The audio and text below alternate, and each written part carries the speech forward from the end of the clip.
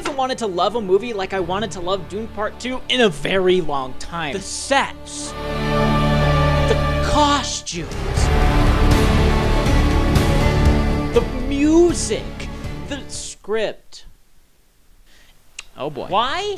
Well, I think it's because of one thing, and that is the hand-holding. Denis has always been a special visual storyteller. This sequence in Blade Runner 2049 is one of his very best. You look lonely. I can fix that. Underlining the message of the film without making it obvious. That is, until this happens. Dying for the right cause is the most human thing we can do. It goes a little too far in making the subtext just text here. These cuts of audio only serve one purpose: to hold my hand and guide me to the point of the scene and the film itself. Adding these things is completely unnecessary. The scene speaks for itself without it, but on the off chance you don't get it, it's spelled out for you. It's an unfortunate sore on what is otherwise a fantastic scene. I understand a scene or two here and there to help people out. However, it becomes a far more obnoxious issue when nearly the entire movie is scene after scene of things like this. The Fade Rotha fight scene on Genji Prime is similarly great. We get this sequence where there's this guy who's not drugged, Fade is fighting, he notices that, he looks at the Baron leans forward, and Fade takes his shield off and commences fighting. It features incredibly strong editing, as does the whole movie, but this sequence showcases something called the Kolshov effect, which essentially says that two shots played one after another have more meaning than one single shot. And this is the perfect example. Fade looks at the Baron and the Baron leans in, communicating to the audience the Baron purposefully didn't drug this guy to test Fade. With this one cut and these two shots, not only do we, the audience, know that, but both of them seem to communicate this to each other as well. That's strong visual storytelling, and yet it decides for no good reason to undercut that strong visual storytelling with pointless, meandering dialogue.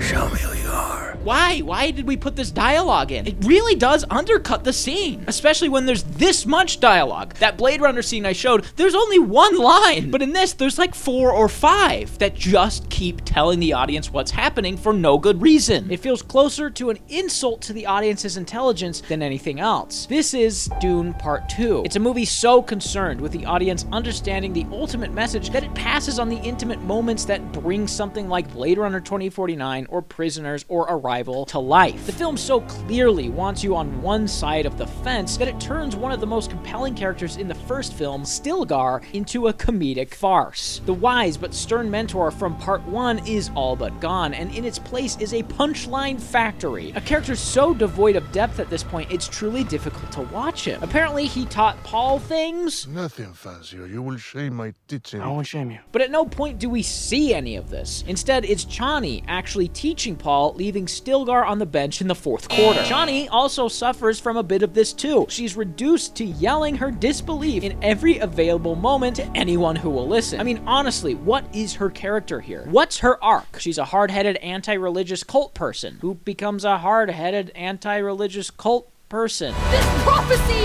is how they enslave us! These characters bicker, fight, yell, and blow things up without much behind any of it because it's so desperately trying to tell the audience how to feel about it. Bringing us to Lady Jessica, Paul's mother, a character that, like so many, has been reduced to one trait: a cult leader, even going as far as to say things like, "We need to control the weak," out loud, or to her newborn child on multiple occasions, like a mustache-twirling villain would do. There's just no need for this blatant kind of hand-holding dialogue. Instead, show her looking at the women and the children, and then the next time we see her, showing her surrounded by the women and children who are skeptical is more than enough. Denis himself has said he hates dialogue and prefers to use visuals whenever possible, making these choices all the more baffling. Jessica is all for the holy war even before she drinks the magic worm piss, but after, it's all she is and all she does. We gave them something to hope for. That's not hope!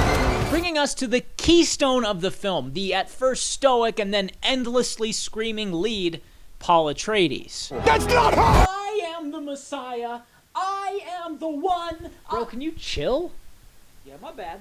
My The reluctant Messiah, a character resisting his destiny so hard he ends up spinning his wheels in the mud for 85% of the film, arguing back and forth with himself and others about the potential evil he could bring into the world, only to just do it after one drink of the magic worm juice. A complicated problem and character reduced to a magical happenstance that ultimately feels like it decides what to do instead of him making the conscious choice. Torn between two ideals, revenge hungry, and slowly succumbing to the lust for power is a compelling and tragic idea. But never in this film do I get the sense that Paul is slowly losing himself. He is resistant and upstanding for nearly the entire film until he suddenly and abruptly flips stances. It's an incredibly jarring moment and undermines this take on a tragic character. Him and Chani are the heart of the film and are in lockstep with each other until the bitter end, when Paul's magic worm water choices drive her away. Genocide is bad. Religious crusades are bad. It's taking the correct side, I'll say, but when crafting art like this, taking the side of a character in a challenging moment like this excuses asking hard questions. Rejecting a lot of subtlety and going for a more obvious tone is going to make for a more satisfying viewing experience for the audience,